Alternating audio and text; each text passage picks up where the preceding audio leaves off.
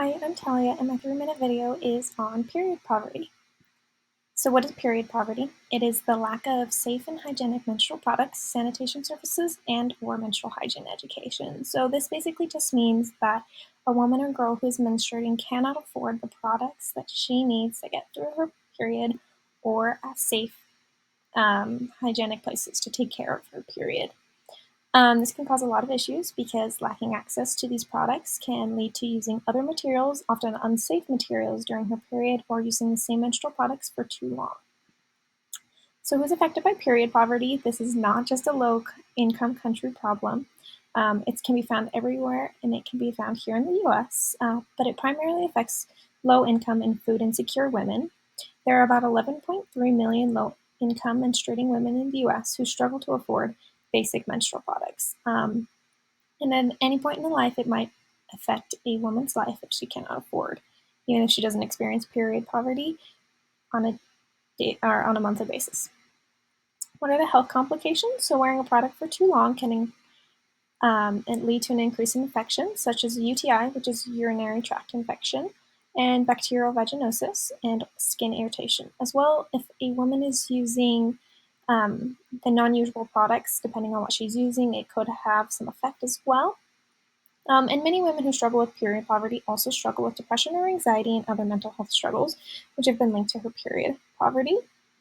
But an additional complication is missing out on school, work, and other important parts of life. Period poverty greatly affects the quality of a woman's life, and it will affect every aspect of her life. She might be stuck home on a towel or something similar because she doesn't have the products she needs to be able to take part in these important aspects of life.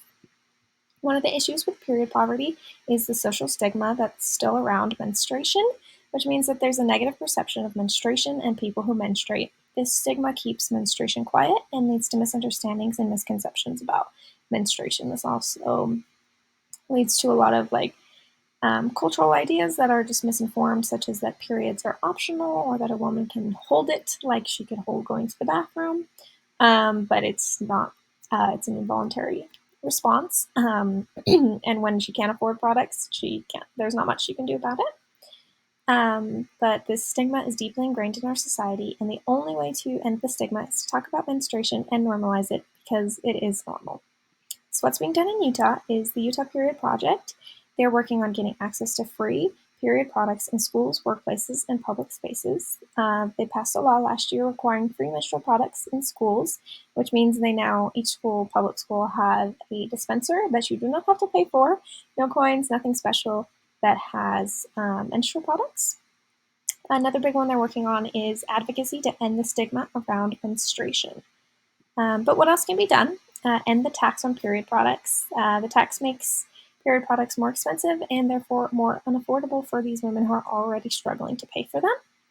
But ending the tax would make them cheaper and easier to afford. We should also provide free period products in all public spaces, not just the schools.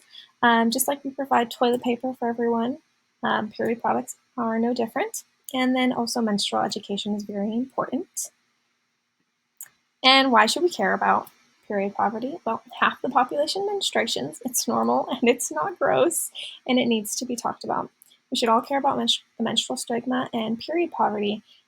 Period poverty is holding girls and women back. It's keeping them out of school, extracurricular activities, work, social events, and so much more. We should all care about the things that greatly affects the lives of the people around us, even if we aren't personally affected, being that we don't struggle to pay for our period products or we don't menstruate. These are still really important issues, and we should all care about them.